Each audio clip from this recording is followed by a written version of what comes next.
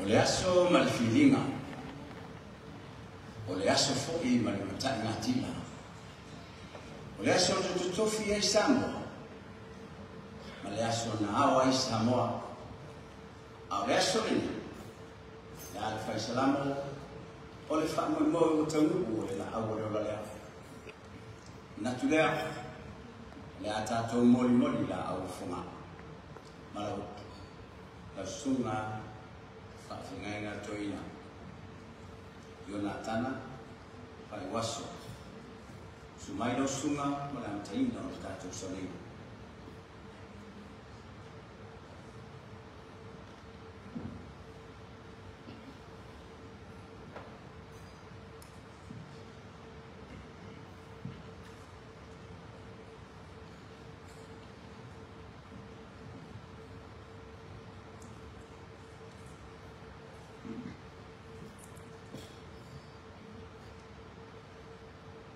Moi, o folofan fantano foi maunga nei man.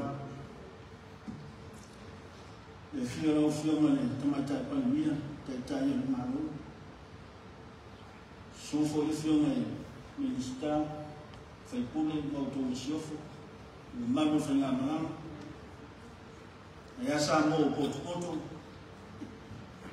le suo lo fai ngamalama pa ia le tue sos fata.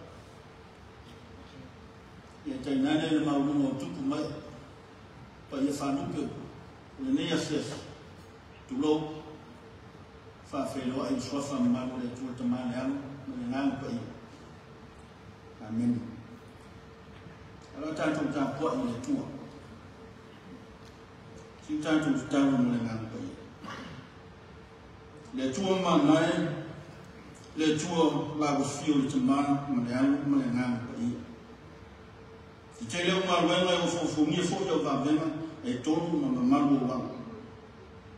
I linga mai alo o ngana pa ia i luno le nei whampa putonu. I nei mawhai ai na mātou whalangang atu le manoro o lofu tuno. E te whātonu le mai o mātou ngau i lau fi. Mwhai ai mātou o fuina le tāpo ina e whai le ngana whātutua o le sara mo whamau. E whāsisi ina i lavalo lava suafu pa ia. Ela ia Yesu Kristo o mātou li ma whaola o mātou tutanga. Amen. O nisi o whionga le atua, o whiwhiria mai whengen fōtu se māteo o mataku mōmua. Ala au whaitauina nisi o whaitau, le au whiwhiria. Our Bible reading for this evening, stated from the New Testament, the Gospel of St. Matthew chapter 1. I will read from the Psalm 1 translation, some of the verses I have chosen. O nisi o whiong pa ia le tu. O le tusi li ngafo Yesu Keriso, le atali o Tabita, o le atali o Abraham. Te whanawa e Abraham o Saako, whanawa e Saako Jakob, whanawa e Jakob o Yuta Monos, whanawa e Arama Aminatapu, na whanawa e Aminatapu o Nasona, whanawa e Nasona o Salmon. Whanawa e Salmona Poasa, mai ara ava. Whanawa e Poasa o Peta mai anuta. Whanawa e o Peta o Yese. Whanawa e Yese o tupu tāmita. O ta whianga i Papernio, whanawa e lea e Kunio Saltielu. Whanawa Saltielu sir Papeu. Nei tupulanga uma e afua mai Abrahamo e o i a Tabita, e se furma i whaia tupulanga. E a fuafo ia Tabita e o le tawhianga i Papernia, e se fuma le whaia i tupulanga. E a fuafo le tawhianga i Papernia e o i Keriso, e se fuma le whaia i tupulanga. Whamanuia mai le tua e ana le tātou whalongu, ma le whaitawina o nisi o ana whionga pa ia. O se mawhauwhaunga whaile nganga, i suafa le tamaa le alo ma le nganga pa ia. Amen. Mo se manatu e, tātou te mawhawhau whaitasi e le nia whia tusi whaitawina mātaio, o le mta mua, fi whātaua whaipalima ma le ono o te whaitawina. Whanau e Salmona po wasa mai aga ava, whanau e po wasa o Peta mai anuta, whanau e o Peta o Yese, whanau e Yese o tupu Tabita. I have chosen from our Bible reading this evening. Gospel of St. Matthew chapter 1. I have chosen verse 5 and 6, and I may read. And Salmon, the father of Boaz, by Rahab, and Boaz, the father of Obed, by Ruth, and Obed, the father of Jesse, and Jesse, the father of King David. And David was the father of Solomon, by wife of Uriah. Timafu fonga whaaleanganga mnefiafi. O se toe whaai tua whaatasi o mātai. Our spiritual thinking for this evening, or our spiritual thought, is looking back with Matthew. There are times that we always try and trace back our family tree and our origins, and how our foreparents strive to reclaim our inheritance, our tofi, a gift from the Almighty God. It is hard to visualize the actions of our ancestors, their struggle, their courage, their faith that led to this blessed generation that we have now enjoyed and treasured. And sometimes we even thought of what our lives would be like if it weren't for the love, commitment, and guidance of our past loved ones. The same reason St. Matthew recorded Jesus' genealogy. For this genealogy is very important in the life of God's covenant people, Israel, because it tells them of who they are and where they come from. It highlights St. Matthew's view that Jesus is the man who was to be king of the kingdom of God. And he is the only living heir to the throne of Israel. There are in fact two genealogies of Jesus in the New Testament. One in Matthew that traces Jesus' lineage to be king through Joseph. And second, in the Gospel of Luke, that traces the lineage of Jesus from the first man Adam through his mother Mary, to signify himself born from the roots of sin. Matthew's genealogy of Jesus presents three important facts. Firstly, God said some 2,000 years ago that the Messiah must come from the royal lineage of David. Secondly, the genealogy establishes Jesus as a historical figure. It means our faith is rooted in history, not in a myth or legend. It portrays the scope of God's grace. That's why philosophers of the Bible call this record of Jesus' family tree a genealogy of grace. It is the grace of God who works miracles in the lives of men and women whom God had chosen along the chain. Sometimes they turned from good to sinful ways, but God was patient. God did not put an end to this sinful nature, but made them suffer throughout its course and able to turn their lives around so that His will be accomplished. God's will was His promise to save the world. That's why He uses the nation He chose, including the people outside Israel. For God's plan was not only to save His covenant people, but the whole world as well. And this genealogy proves that Jesus was born of this world. It proves that He was born a man, and His birth was biological and from natural parents. And most importantly, that Jesus was a descendant of a sinful humankind. That is, He was born from a sinful nature of man. And God had allowed His perfect Son to be born from such an imperfect ancestors. And these ancestors is a clear picture of humanity in all its glory and shame. And we are all like those people in Jesus' family tree. Some were good, some were not so good, and mostly between. But the incredible thing is that God, in His finite plan, loves us, wards, and all. God loves us enough to work through history in the lives of all those fallen ancestors, to bring his Son to earth, to keep his promise, to save us, and to redeem this world from the clutches of Satan. Looking back with Matthew to Jesus' genealogy, we find the grace of God, who works miracles in the lives of those he chose in the past.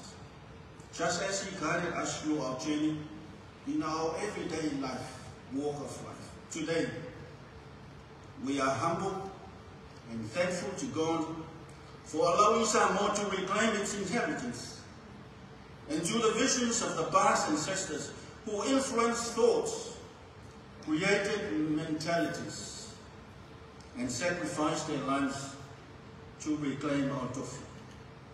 Let their legacies be a reminder to all and a gift to our children, the value of our culture and language, and the uniqueness of Samoa as people founded on God.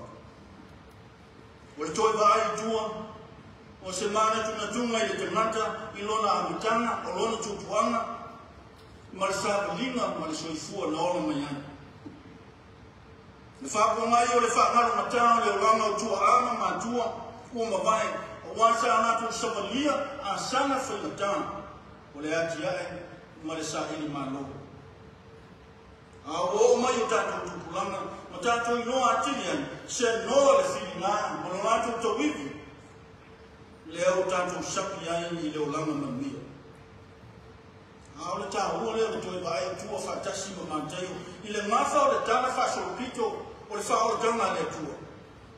I roa i ta māma ki nāna wāna wina, o winga le lei, ma leo langa i lei ma tua le lei, ai wha o ngai le tua, e wha o ma iai ron whina ngana, i le larulani. Tōru wa enga u whanta ua i mātairo ni mawhumuamua. Ke tareina le tua a rumunai, e whanau mai o Mesia, e whanau ma tupunga mai le nofo ainga tāwita. O le tupu, o le Mesia, e whaina whaolo a Israel. Ngono rua. Iesu e tupunga mai le mafo tangata. I le tana whasolopito, o le soifua moni le lano rangi. A e leo ni tala tuku o ni tala whawhanau, ma le lono tō. Ngafo Iesu o le whaalima o le lofa tu no le tua. Sa na ue mai o le tala whasolopito. Le winga lea e whaingoa e nisi filosofia o le tuspa ia le nei ngafa, o le ngafa o le lofa tu no le tua. Wao e lanto una o tusia le ngafa o Iesu Keriso, sa tofu sao, iana ese na whaunga ai le tua. Whapeo na tāwani se suafa i tinao no ese i ngafa, tā mara, whawhine sa kana nā. Se iau mai a rāava, o le whawhine taritane le aio i riko. E tau mai a ruta, o le whawhine moapi, sa whawhautane i a poasa, na whai ma tama ngāma. Whanau i a poasa, ma ruta o beta, tupunga mai a Iese, le tamara o tāwita, le tupu o Israel. Au le lofa tu no le tua, le whamanga wina i tāwita le nāna sama. I lona muri lua i a Patisepa le a Varubi. E leo tā o Patisepa i mafa. A rofa pēr malita o le a Varubi. Patisepa o le tinao Solomona le tupu o Israel. O taimi o le tu mau. Ma taimi o le Solomoni ma le furi tua i le tua. Pei tā o whaalia le rofa whapale pale o le tua. Ma le whaungaina pēr o la sanga, ang sanga le o langa o tamati. E ao o ina i se iau o ina tauna na whingana. Fisuia inga i o winga, o a mionga, tali tonunga o tangata, a e mawhai le tuona li liu. Li liu leo lama ina ia, tau nuu le whalwhalanga lena wala wina ia pa amare amatanga. O le a whili se nuu e whai maona tangata. Maana mo le mau, o le nuu e nofo li tūna whonu. E whanau mai ai, pe ao e wha atoanga o tausanga le whaona o tangata. Ai le nao si wha mawino le ngafa le manatu o mantai. Aoro wa ai tua i le wingo le tangata e ana la ngafa. I lona tupuanga ma le winga o lona fio mai le lalana. I mane tua. I le nao se tala wha so pito le ngafa o Iesu. Aoro le ngafa e ao ina o tātou wola ina. ma wha au me lofa tu no le tua. Wa le lafa wha tanga ele mokisia. Wha pe ona wha manuia Yesu i ona so, ma wheta lai o e whai o uma so. Pa patiso le suafa o le tua te mane ana, mane ngā kwa ia. A wa o tamata uma mea uma matausi, mea o wa o ia tu. Vala wana fo leo tanto. Yo tanto jiute ma faiva ma matafa yo esi. Pa peona o mai ke biso o te le sau o mai tamata yanta. A wa o tu ina tu lo wona. Ina ya ola inis tamata to tele. Ya le na mo ngai lo to maulano fa fteia le lo fa faiva vengo le tua. Sa na lue le so fu tu ama ma tua o mai. No lato so fu sa il mano. O manuia eu tanto tupulanga se yo mai le so. O niso foi tau la fu le lore tale le lei. Le foi fu le tau tofa maoni o tamata le tua. O esa tu la au, ma so muri vai, o le tasi lesi. Ma tuli mata bea le manu lauti, o ai manu lauti. O Yesu Kristo. Le au e ka lesia ke Luciano, i sa moa matumu i fafu. O le tua o le au, o le whaavai o le mano Samoa. Ia manuia le whamanuia le tua i o Valaunina. I whamanuia le tua i a Samoa lo tofi. I whamanuia le tua i whamanuia le nei fiafi. I le tua pia tō tasi, i maru le vihima nei maso i. Se ia o i whaavau i whaamaula. Amen. O na oli oli nei lo to ya Yesu.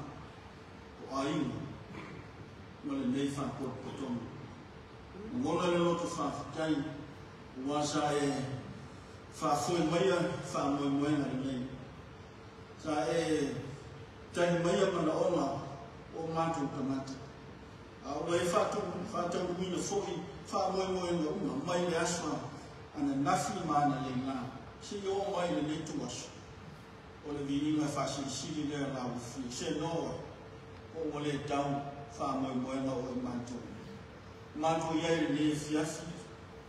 Mato la ngona le lotu whaafitai.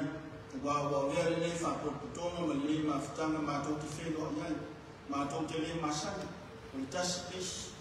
O le sotanga ma le wala au la o fio ia whaapeo mato rolo. Te o mato whaafitai. Whaapeo na ia lofa mai yai mato. Mato whaafitai la upu mato te whanolo.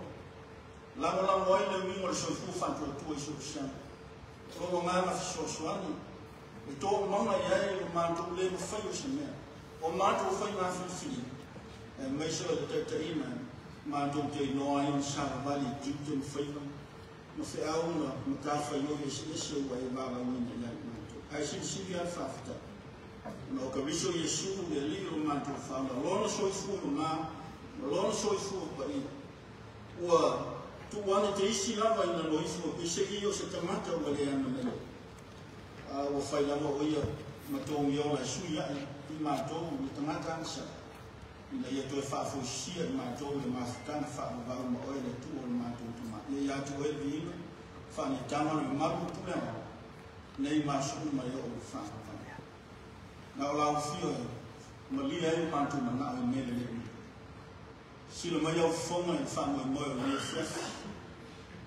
A au noa ma oe, o se whanua i moe whaifua. Le wino le so. Mātou tāu sia. Le leifa moe moe, a mata mai te tai o le tunu. O ona o e puto fia i wha moe moe na le lei. Lātou te lana la moina o whaina es. Le manuia lau tele o le atunu mōna tangata. Sa moa mātou nui whafu. Wha manuia i tai o so se whata whaita langa. Le lātou whatonga ma le tāu sia. O lo manuia ai whaiva ma whi au ma ngā rue ma esi. Ia iai o wanga le lei. I tausi no le file mō le manui o lau fia whanta mau ai nai. E o nganga alo o whinmoni. Whamanuia le lau tele o tamata. Le lātou tautua, le lātou tāna sia. Mo le lātou ngā rue na whai i so se vaipa no le o nganga. Mātou te whasiksi matanama. Ilo mātou tofi e peo le Iosalema. Wā le tofi na e au mai. I le tumu ma le ama o le nangana o le mea lofa mai lau fio lea o manui ai mātou e o mai le Yesu whamoe moe le fiafi tātou mo oe le tua mātou tama e manui ai o tau mana se i o ie ma o iai le soifua ma le ngāru lue o tamata o amea o leo o iai la mātou tātano le netu aso e ala me ese manuia o le nei whālata putonga, o lo maloma o tangata, mo mātou tua oi. Ia iai le manuia o lau fio, te ana le lei, whātau nuu. Ma o mai mo i mātou, whāmoi moe na le. E manuia ai o mātou wola le tini. Ai whai ma vi inga whāsil sili o ele tu o mātou tama. E le ato toa, le wingo le manga, e wāwhia mai o le tangata malis. Ai sili ai o mātou wāma o ele tu. E le tau forsia le wingo le manga. Wao i tuaso o le tuina nau ma lo mātou mōna furi tua ma lo mātou so muri mātou te whaangana furi lau fia nisi tēne. Ka o loona e siri fia. O mātou la mōna ai. E le ai lava sesi whamisinonga siri o lau fio. Pe ao ia ako mai roto o sa. Ona le ia mātou lea o le mawhai po leo. A o whaatangisia lo o lofa tu noa. E ala le lofa whaatama o lau fio. I lau whaua i ea te viso Yesu. O lona soifua. E ana mai ai lo mātou bola whaamanga mea. I lona manu mālo i le tue tū maloti. Whai ai lea. Ma manu mālo o mātou umalawa o e whaatutu. Mātou ki tānu, mātou te mā. Tātou mo oe tau mama le nei asu. Ma tae au. I o sāmina mo na sāpati. Se i o lawa i fuafuanga le nei mala. Ia e ana le lei ma whaamanga. Tu malo mātou muna. Bungalo whana whato tua, i narulangi a tō manuia while mua lau whio le tūra tama. Le aru, male nānta i nei, se i au i le whanau, i whanau. Amen.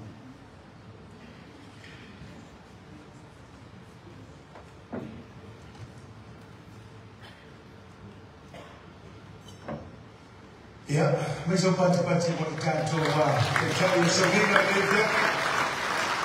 So e toina, yo na tana whai waso.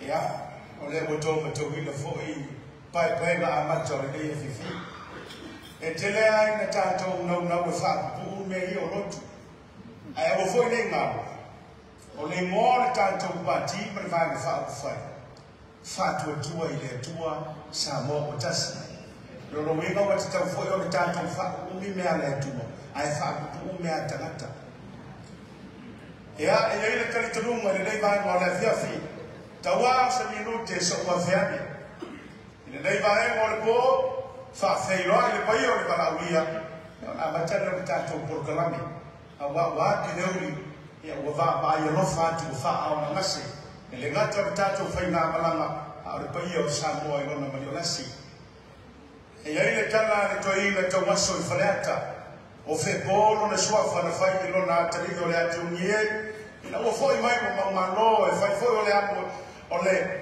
a mota o le amutai o le treso dai bombo mai le tala le toina saura ia lo tali se mo tata tangata lo la ai fusi fatasi la awia malapa lapa o na momoli le fonga manatu le fiafi o mai o na momoli le palapa o malo e fonga o fonga no fonga o le tupu i le tino a fonga ai me fiafi le nei o fiona e fio ai le tua i le nei po e ai le manatu o tu selefi tale le flefi ma vai manino a vai refu le nei fiafi a waro tanto so tama ma le tua tuli ai mo ni wa ya kwa ma ta ko fie mo wa tuolo wo po foi mo video time mo to feel mama manoa le tala le mata matega na itu mwa sama fai wa ta otoa o sei ai mama sala fai fa tu lo le afio mai o paio fai na malanga le nei fiafi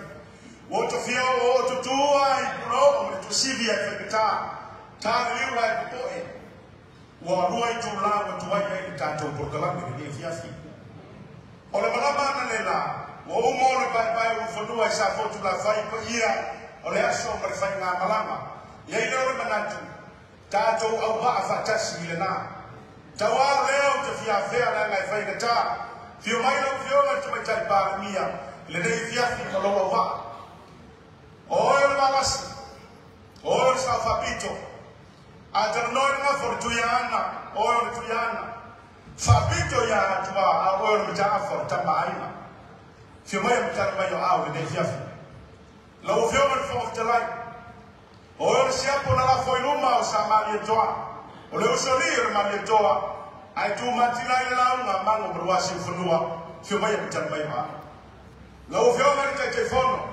suma la una mali toa o le tofa sa tau fatu ya i lua ma fa tolu ai na fa poina e matami ra lua o te fa a o le tai tai ba fa fai suma ya bitan mai o au le fiafi no fo a ministar le fiafi o te le ta wa whakaina ma mati o tau sa whainga fusi e le whau ma malo le amore uku wha ma mawha tatou vai ma whau whai o tatou o le aina wha aina tatou tale le fiafi ai mai se pai na i ona malo le so tuli e peo tale fono whana whanua tau fio mai whai pule o sui ma manu o lupe wha lele i tu malo tonu se fulu ma le lima a leo o whai lava o tau e a masuli o tui mamami le nei fiafi whai o whonga asiata ma whonga tau morimoni o le paia o matanga atoa Queenselani a ingon whatua tua e ranga na masua le nei fiafi mātou whawhera i atu a whiwhio maia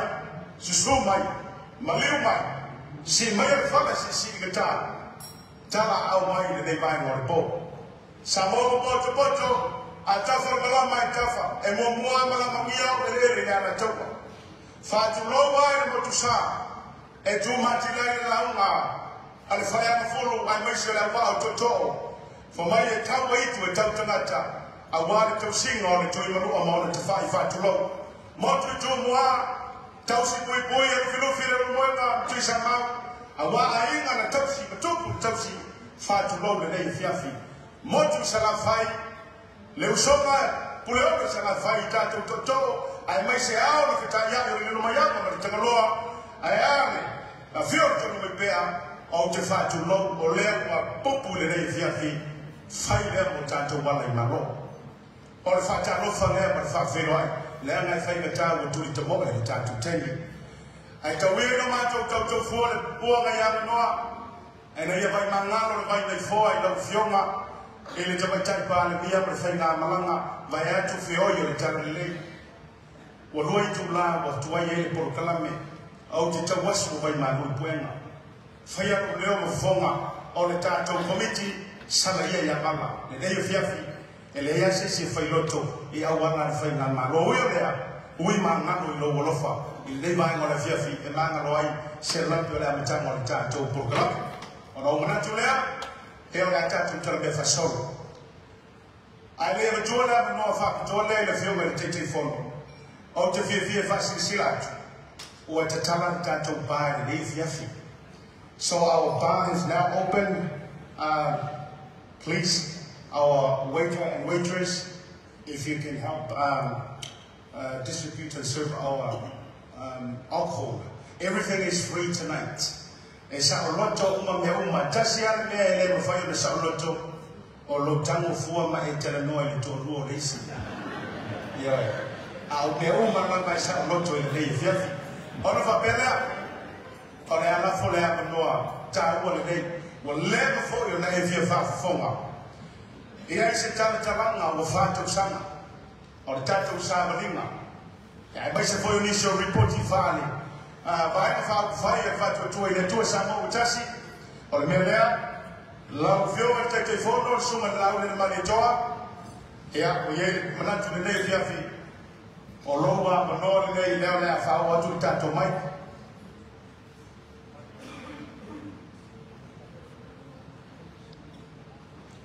ya se tau ko sai mai ya mai ya pe mana yo foi le fio mai o lo fio ma ya te telefono li tanto wa por la lei e o le fogo se va tu tato tomo tanga ne fa per tani o le entre a fa samo o le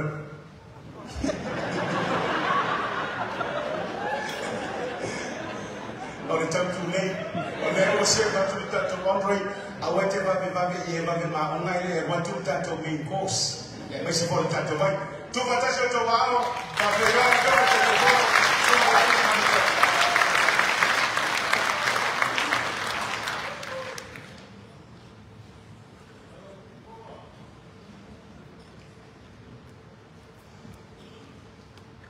ai o te rei sueia fue sina o tua oita oto Samoa ne so e momono wasu atu vai manu puenga Samoa malau whatatariatu malau whasau mani ritu la le fiaka ono le matou tuai mai e le tutusa le te leo le taulaga o pia ma le te leo kuinselani nei. Sa whata ua ava maina ia mātou tāwale o loa geina lava ke ave tāwale a kuinselani nei o masani o tōko wala. A o mātou tau mai ia e whaisi ke te leo poloko. Tere le tāwale ke lava sa'i mo me unga whapena o te whamaruru atu. Lau sunga te kai o Saminga ia lei se le mave ese o tato o varogia. Ia ui o lea, o mātou taunu mai mani manuia. Ia e lea ngani tosu e atu mātou whama. I wish to apologize to our distinguished ladies and gentlemen, diplomatic corps dignitaries, our government official for Big Lake Zini. Queensland is too big compared to Apia City. And we have so many traffic jammed against us when we are on the way here. Anyhow, we arrived in safety now, so thank God that we will have the whole night. We now own the time. As we always say, Samoa always own the time. And we're going to do tonight as a starting time. Let's all look at that. Ele so no fetalo lo ai foi Samoa. Ele so no fetalo lo ai o bona de tuo. Leso na feta lolo ai le malo. E ala na feta lolo ai. Ona inga. Ona ngafa, ona fasino manga. Maona tangata nu. Olo ta ui ai. Pelena mama mae o ainga. O ainga tupu, o ainga nofu, o ainga papa. Mainga na tawhai wha. Kainane e kore kore to whinga e tua iai. Le pa ia o ainga ma lato tanga mo lato ainga. Le usonga tu mo mapule tu au ma lataua. Ainga i le tai ma le vaa o fonti. O le ama ma ea na wha lele rupe o le tala le lei. O le lawa libe o le wha tanga na sao noa iai. Le suma le toina le takai o sao ninga. Maria alangi ai le riba pa kua ngaru matai. Awa e tupu le tafunga le matai sao tau samanga. O lona alofa ma lona anga lei. O tatou lau lua ai ki silfai i le nei api api i mata ma fi. Ai la whaia lau leo pa i mawhonga tau mongoli o le ainga. O le tatou ainga o le whatuatua i le tua sa mo o tatu. Fia le whionga te mai tai pālia. Tau sala mua i a Samoa ma le Pasifika atoa. E whionga i a Feme na ongi mataapa o le sako le whapito i atua. Fia le whionga i mawhonga metalai i mauta whono o Samoa. Ia le whionga i le Paritere. Ia o whionga i Ministar o Kapeneta. Ia o whionga i Ministar o Molango. O lato whanitua. Kainana le mātou au malanga mai Samoa. Samoa, o e rama le ua na whalanu mā le amu. O le whale turi tāo ma sao o le tai au. Mā o le whale, whamai na whamu ne tua lauto na toto ai pōngiru na whatu. O mato malama ma mao mai ai Samoa. Isa ava noa tau pena, sei o tātou lau rua pisina whai. Ma le paia na mamaro Samoa o loo whalepa, ma e. I nei kuin se lani nei. I o mato ainga, i o mato polo, ma ti mato ngau. Mato te ngau ai a Samoa. O le ana leo le whatutu manu mai ala. Le whionga te mai tai pāmia, ma le whainga mā lofi whiria. A le aina fo i le whatuatua i le atua sa mo o tasi. Na tō whara iai, sa whiri tarau. Sa masanano whiri te kautai, tau tai se poto. Na te tau ave ina Samoa i le nei pantau. Pe tai le pai ai o tātou aina o whatuatua i le tua, sa mo o tasi i Queenselani nei. Ana le ai le lofo le tua. E le tau o tātou whamangai. Ana le ai fo le whinangaro le tua. E ngau mo le au fo tātou manatu. Mani o tātou fufuanga e whai wawaru. E tai. O le whinangaro le tua. Ma whiwhiringa Samoa. Whiwhiri ai mātou i au auna le tua.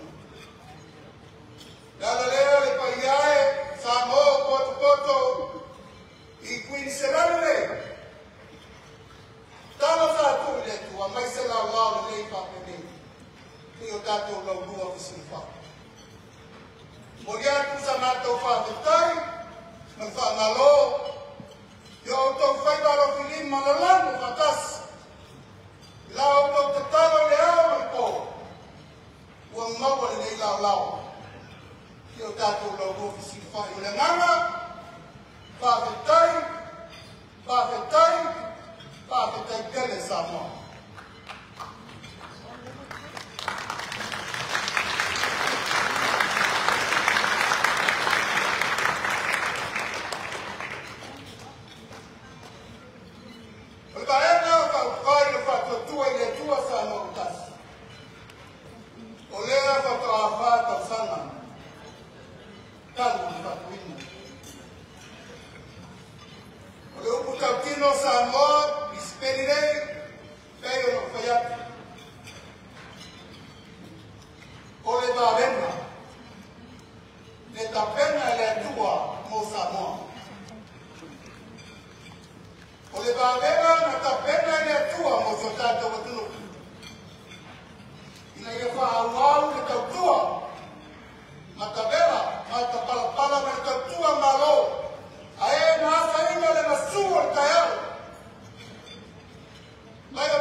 matua na tawa tuto tatu. Ole tunu. Vai le kasiiva ono ua e tau ma ni tai au nei. Na whare whena whaulo malo Samoa. E rei kai o fia e lato ngā lema. Na asa i pupo ngā pa i tā. Na asa i ngā maka mariki ma lato whālau. Na whano ai ni whai pua o le tunu. Whano ai kupu o le tunu. Whano ai ni tō tele o whano pono o tō whima o Samoa. Ai te a. Ia ore o tātou whano lo. Nei na kumanaki Samoa mo ta ia. Ape sa tātou pati tele whape tai ai.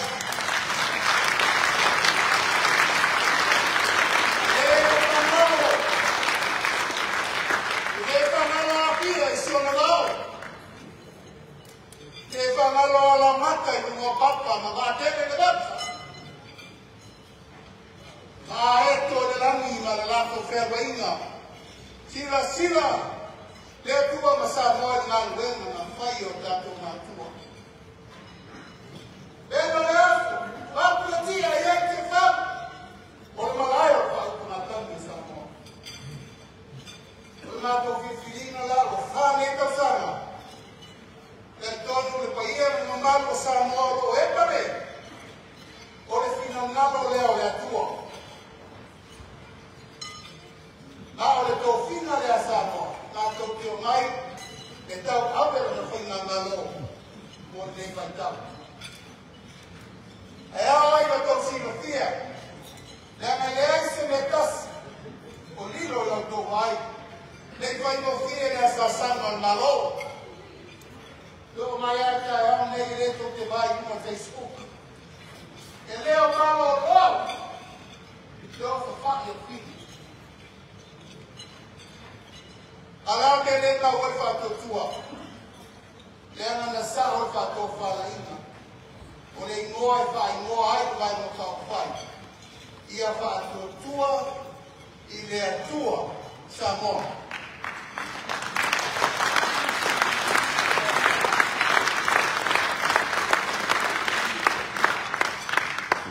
Ma ia tasi lea Samoa. E teo na whai aku sa mātoutala. Samoa e lena o se atunu o le aiu. Tino le toto, tino le ano, tino livi e ai tau pa. Tino le, tino le manoa, tino le manu limo. Lala leo le mātoutala whai aku.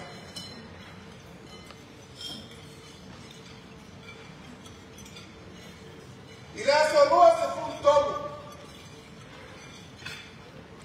Au kuso roa te sufitu.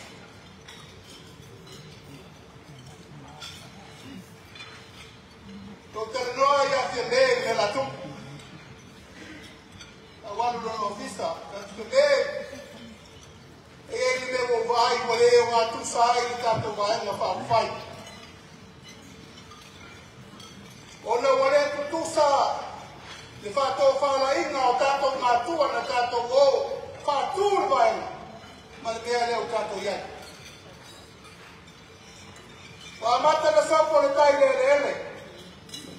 Ma sopo le ule hao le pule pō.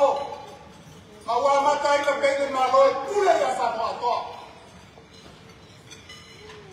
Ma wā mata ina leo ngā tasi. Te fukia me le mele. O lawa ia wauna le tua. Ua sosopo i le pune lea. O i nā na whatu mai ere na mona. Ua tatau o na whai se nā bea i no Samoa. E mai tau nā ngā whenei a te anau i 20 tilo. A whai rewa sau i a te anau taua. Ai whāsa fukuma le fitu. O tātou ainga. HRPP. O wal, o te sau le sefu.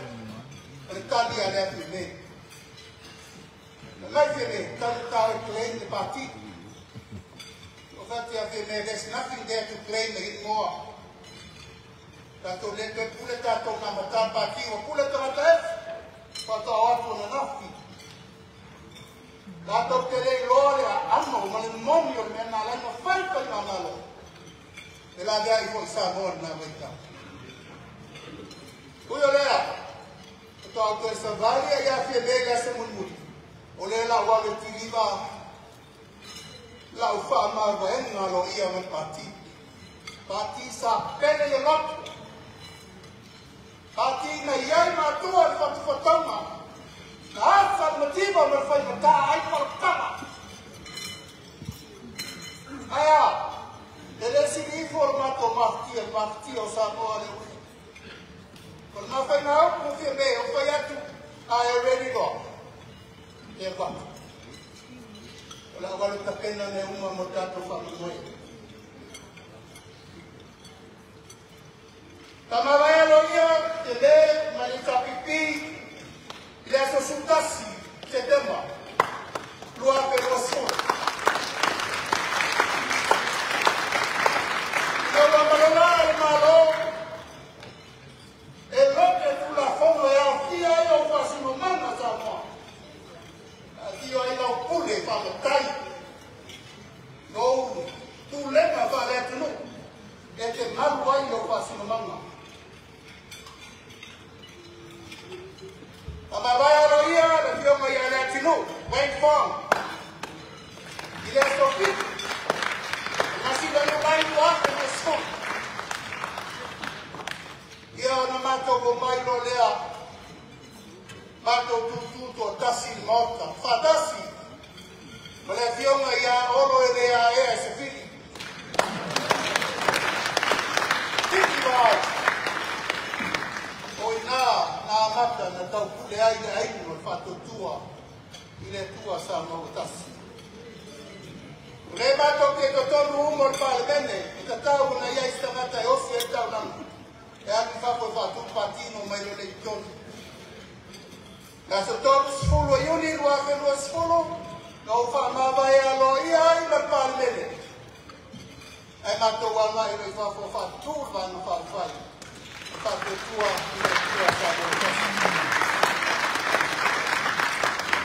Mata o tirina, essa mua yuni, essa na, e fa na o ele bebe, e no ia basta.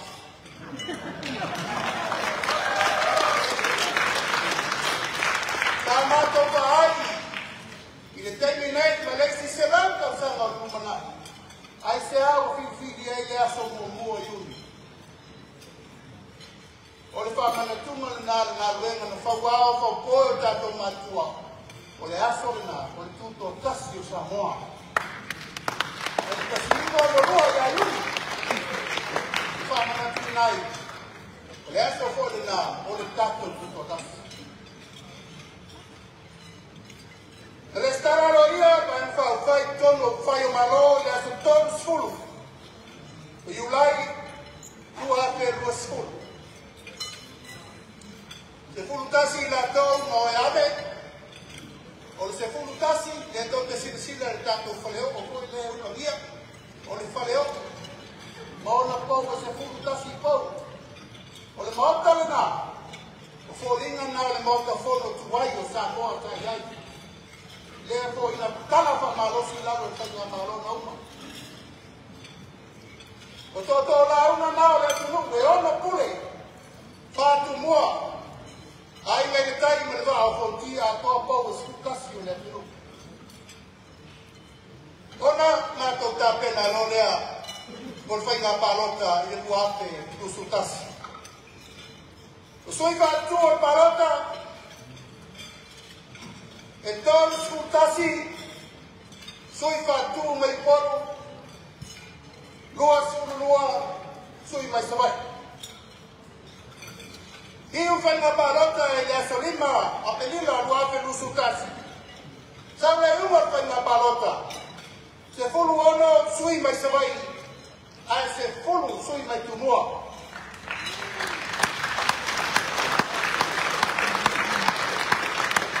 Quando andavo a leo tratto poi con me là. Lua se fu manelima. Ua tutu sanei fai numero, fai na parota. Ai to tasi le sui, sa alu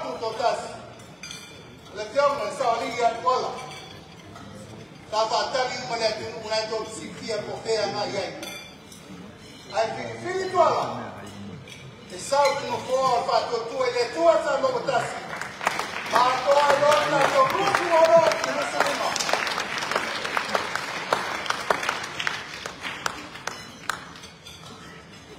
Uma pela palota, ai fai ta win ai fam sinoma. Na to sifia. E uma pela fam sinoma se furu no fai na tulo. E manu malo ma yai sui fogo e ono. Per fast. Tanto tu e tua sanno cazzo. E dato lei alla mattina manu presao per suo sa fatta mua. Lua. Le fiamo ya fuyono tenina. E le fiamo fa la lupo. Ma ya da kito mai fa la lili lua. Quando ma va ta fua. Kaya lipat ay tumpay lalo. Kalau tele, may sanana, kaya mato matanura may ano ang maa. Mungua, dua. Namaniw, lagyan payabayan at payawayon. Sa ato ayay, ito sa fulu malilua sui. May lilua fulu ono, iletol fulu sui na umae. Kay na pang sinong. Namaniw leo, le tupaya baele pa yawayona, nagfay na palota, tulay may ko isara yon ito, to ito manda to numela, to sulua. Osukas. Kung namaniw ba leo, le si suyor pa, mende yaway mapatol, fay na palota. At tulay may, le fiyo mayana matia, palatiwia, ulese baay. Kalau ada yang dia boleh apa mustahil itu.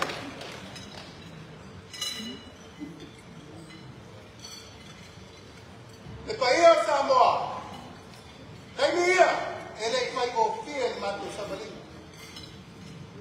Pemawal fai numbela fatu wal malo, elak fatu tohina. Aisyah, waktu baik bentuk. Maile ngalo talafaso, pito na neo letinu. Sinonga na fai pang sinonga. Lungala lo. Ito soa yay na pao tolo loy. Ifang silusili mele fiyo mele ang mabot malo. Ono ang tao fai maya lesi tu. Inayang manu malo kung nato. Kaya manu malo per tu lang ang pang sinonga. Katalia lo iyay mato patong tongo. Ele vai no fiel, no uma na tosi lá no favor Samoa. E a hora se lia mas fácil demais. Ele vai tocar no malofão. Ele acha o muri lava. Vai aí no fato toma pecca, mal teot. O local farfono. Aí toque sila. O pei matou tomate sulfa. Malit Allah tangata pamutao tawa. Watapuni le fale fono Samoa. Aisa ele mana na fai na malo. Olo ke te kal malo la to ke fata unina le finangaro fa sino kwalo ia. Ia ala me to. Sabatino lo le malaya ke fa. Ma tofia ina malo fa. Ele nata ina Samoa. Aisa, o fai ko isi fi nama. E uma na fata uto, patul malo, awale fi esi. Uya lea. Sa olo pele fua matayalalo le yasa samani. Sa olo pele fua matayalalo le yasa samani. Aisa. E manu Samoa le te tapuai. Ila mutu olo soi fua maleola. Alo tapuaia e karesio umai Samoa. Ina iawole iai se maa e langa. O se mata pa ia po se toto e toi nasa. Aisea, walaba o tato matua. Tapaya lo sinatawlang.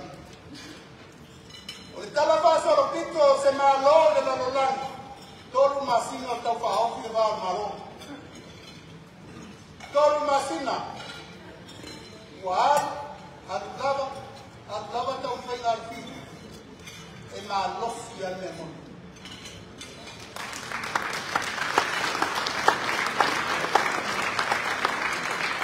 E tolu masina. O mātou whaanga ngasi. O mātou whakari. Talalama tatai a te me ono sai. Pātatari, tātou vai awani lengi me tu. O le mea nasa whai. Uio rea. Patua au whare whai ngā maroi ma vai tolu masina. Ila se rusu fitu, o iurai. Ua ape rusu tasi. Ma se ea ioa tau o lengi o tolu maroi.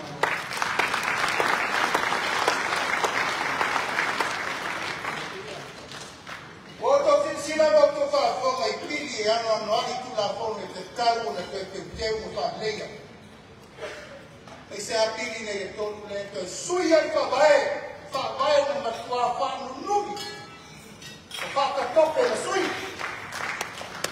Ila ya sa fa na ai la tu manatu malamona. Ma me mana no ya la to ko tente. Ai to tawo sa no no mana. Ele mapu ina le tau na langa fa tua. Na ento pai lisio toma no manu al padre.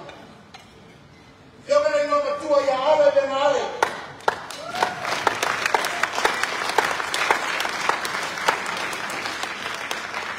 No can.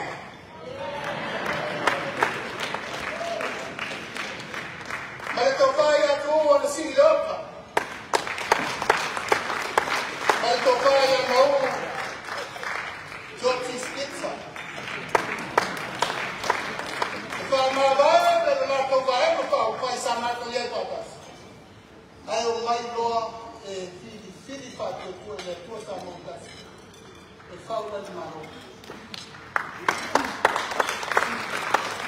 E era to aí e fai un bela toro se fu un malima.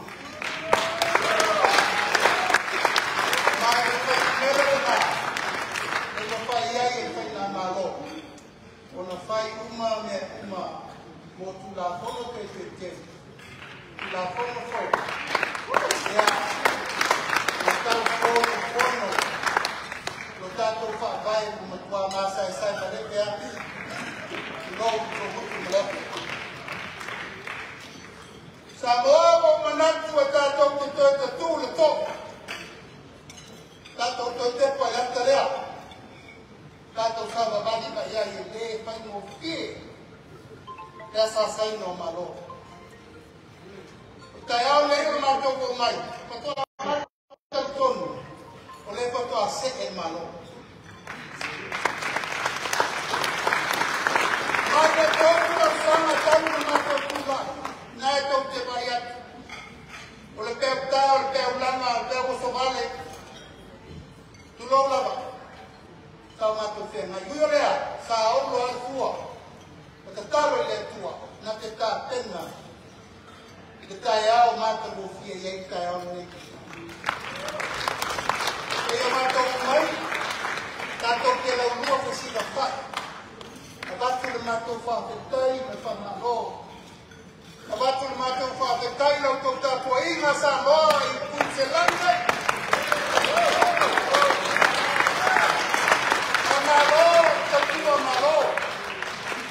Amalor tatalo. O tato vai ese no to tuo fa no to va lofa le tu. Aya, talo vai. Tato vinu fa tasi uku matala na fai autor. Tato vinu fa tasi ti nga pe ta uku matala. Tai au ne. O le tai au mata mo fio le tu.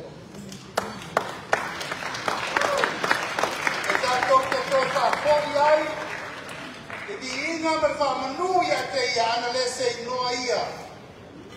Tato te le tau nui tai au ne. Mato o mai se tato no luo si fai.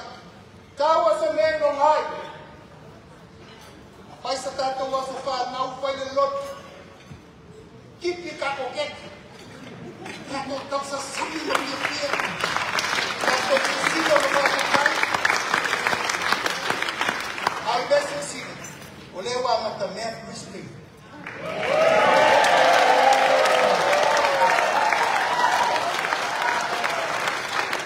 Aolo e ka se toki lena sange ia. To e uta se mato fauta se na alo rodi le ko. Alo ane i na e kempra. Ie ma alo ane i sik. Ie na mato to e whasanga lori sama. E ta pena tato fono. Tele lea tato. Na koai mai o to matau mai. O matau whanalo a fia isi o na vau lau ko ngā rema. Ele ai. Le loto ko malia ma le loto ko whaafitai. Hau wana matau o matau. Le ana lea. Tau tau sisi na mai. Ia. Olo tu nisi le lor malo ke le hoi kala whapeo kei malo e mako mata. Hau o whai. Pai matau e whanusui. Kai tau te sirifia ka mai tai pāmia. E reo ko pai nalo na vai teno na rema. Pau te leo te pule le matau tengi o pule le malo le matau tengi. Aku whaamanga mai naka malaka sa mga Prime Minister sa wita ho. Kue te whaamanga ho au komu mutu laka na io.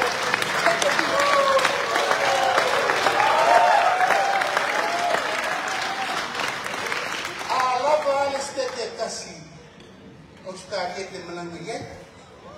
Mala stete kasi o Amerika te mananga iai. Mala stete New Zealand te mananga iai. Hai na.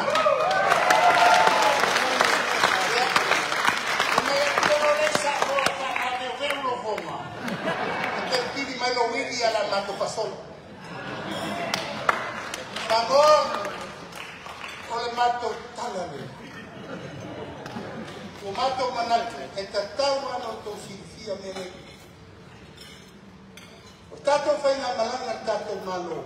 To sisira martuside. O kapinonga o manenga fai datu.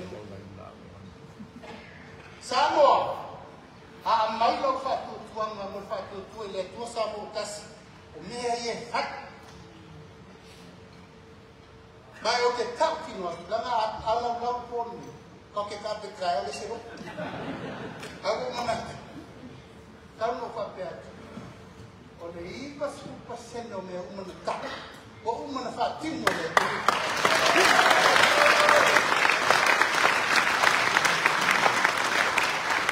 siri ka fa tu lai o to te o tu e fa tu penene o le tali sa uni e le tu o le mamo e o si e ta o fa tu ele uma vai a so por masina pa solo a não me mena sa to fa ro ta wa si le pensione tama tua casa la una scuola o cosa la rosa se l'altra la lo quanti pensione mo tama tai ma non va pitoa la wa tanto quello che ti un milione alle pisale ya la lo i va portare 2 milioni a tu mano. Questo è tutto il problema. E le giocare di dato non ha tutte il tono da usare da guai. Ma tutte oggi giocare casi ma le 2 milioni. Dai tala. Termine nei. Toi vanno la 1 milione nella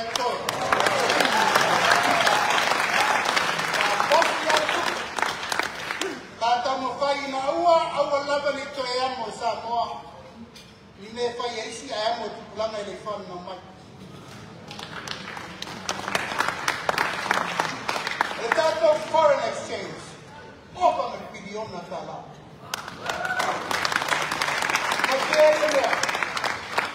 mai lau to tupe ro lapo a tisa mo vai a so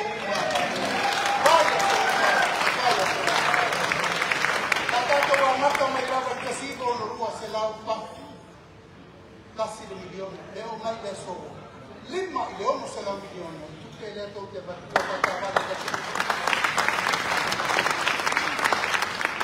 Tato foreign reserve, a tato moa yaso ia, tolu masina fa masina o koi loa palapa. O oba mar tau sama tato foreign reserve ka wea, opa me pirioni.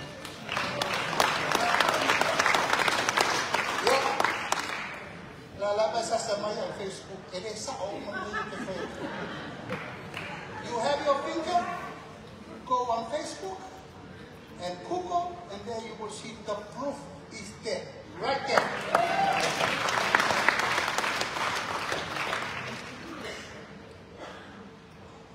They find me being on my top. I pay no for yet. The follow na fire sama. Fata uma lava mesmo. O mesmo por aí é matou o telefone para ele matou mãe. Talanga lo ia. O le fale fa pitoa, tapi enta to passe se falo dia. O casi idioma. Ela vê, ele dá no paquete. Ao meu mato calma fica todo. Então não faz. Esse não há que não faz a fatica e tá todo peito. Mas lembra não? Olha que tá lá ainda olha um cuca fato. Mor fala mais, tá? Assim que se não fala não. Tá lá faz o pito, ai mais por mais só vai. Sabe o que eu falei, mas mais lá dia. Tau sia mai tau sima, ele ma fai na sapalaia, ele fala mai no si se me ai. Taimil nei. Ole pa to a puka me ai, nase uma. Ele o ko sima ta. Agora sa ko mai. Outro si. Ya, onisime o manat. La foi so marco leo. Ina nei o tātou whawala vi no le tua atu lama na whamai mo le tia kinde. O mea te tawa no tō sifia. A wār mātou ngā leno lo whai mo malo. Sa moa whaiu sa mātou tala whapea. Mātou te le sola mungu pe o sola. Whaleta. I mātou te mau pe o le maua ana. Tawa na mātou mai whaistātou tala me seu. Tēnā toi Kota sana ya, te fai fula si tabi. Ai matou te le ana